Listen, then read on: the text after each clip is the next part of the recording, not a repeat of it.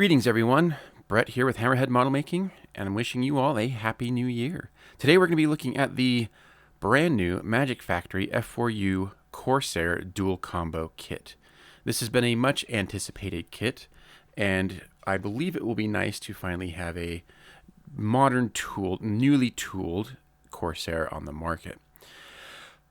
You've probably already seen review videos on this. I am a little late to this. It took a little while for my hobby shop to get a copy of this to me.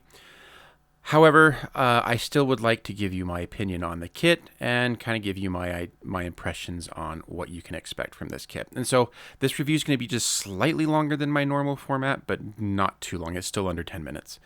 But I do have a few things I want to talk about with this kit. But first off, let's, taking a look at the plastic, I think the molding quality is top notch. My copy here did not have any flash, and anywhere where there might be seams from like slide molding or something, they were almost imperceptible. The detail is extremely sharp and crisp. You get some really, really nice subtle detail as well as some less subtle detail. As far as I can tell, the engineering on this kit seems to be very, very nice. Looking over the instructions, it looks like there's pretty much nowhere on the fuselage that you'll have to fill and sand any seam lines. Everything's kind of done with inserts that break along natural panel lines. So that's awesome. They do have different textured areas for the fabric control or the fabric covered areas versus metal covered areas. And I think Magic Factory did a really good job here. I mean, obviously building up the kit will tell, but from initial impression, it looks really nice. You do get a set of folded wings and a set of unfolded wings, both of which come with very, very heavy duty spars. So alignment, especially for the folded wings, should not be a problem whatsoever. For the unfolded wings, you get full gun bays, including some extremely well molded 50 caliber ammo belts. They actually look really, really nice. So that's awesome. You do get a rather robust R2800 engine in this, including intake manifolds and the exhaust stack. So that's really nice. You do have a good basis for detailing up an engine. Clear parts are absolutely crystal clear and very little distortion on them. Quite amazing how clear they are. And additionally, they do have very nice recessed details on them as well. So careful masking and painting will really make those pop. So you do get different canopies for the 1A and the -2. You do get sets of canopy masks, which is something I always love when a manufacturer includes, and you get an extremely nice set of decals printed by Cartograph, so you know that these are going to be 100%, the best out there.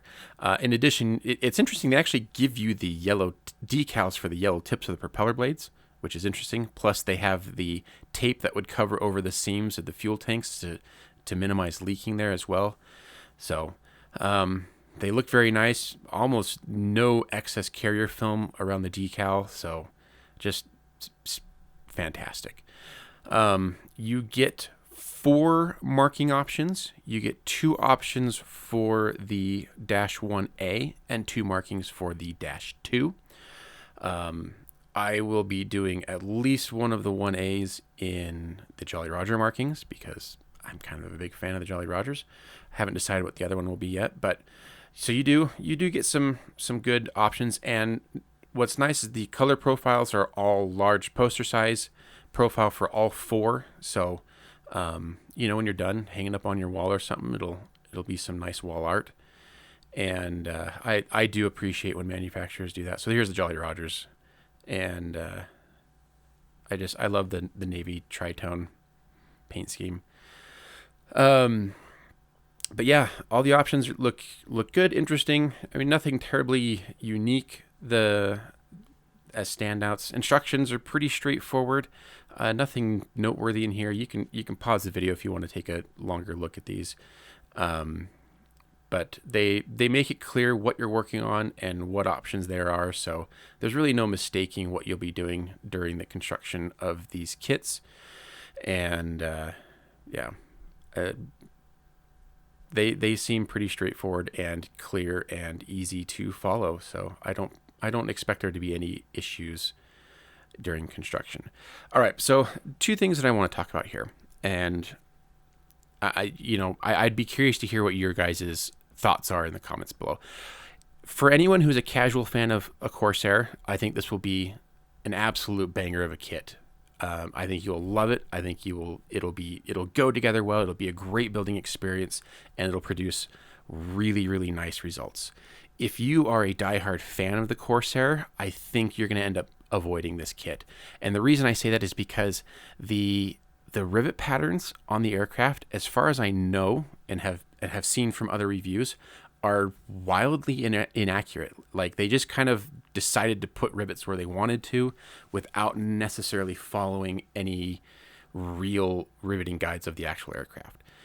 So I think purist, and I don't want to use the term rivet counter, especially in a negative term. I just think that people who are a big fan of the Corsair and want to produce the most accurate Corsair possible will be disappointed that the rivets really aren't accurate, and that if you wanted to get an accurate rivet pattern, you'd have to basically fill in and sand over all of the rivets, and that's unfortunate. Also, two other gripes that I have about the kit is, so if you compare it to like an Edward dual combo kit, you'll get options for both dual kits in a combo in an Edward kit to build whatever option you want out of the box. In this one, in the Magic Factory Corsair kit, you have to build one 1A model and then one 2 model. You can't build two models. You can't build two 1A models. You have to build one and the other. And additionally, you only get one set of folding wings and one set of extended wings, so you have to build one with extended wings and you have to build one with folded wings. I find that kind of annoying. For example, I probably would have liked to have built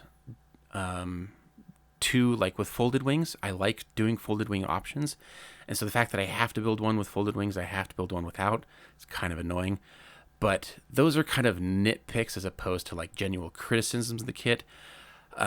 Me personally, I am really excited for this kit. I'm really excited to build it, and I'm looking forward to getting both of them built up. But like I said, I think if you're a Corsair purist, you will probably stick to the older Tamiya kits. Or at least you might like them better, just because they're going to be a little bit, you don't have to deal with filling and re-riveting incorrect rivets, if that's your preference.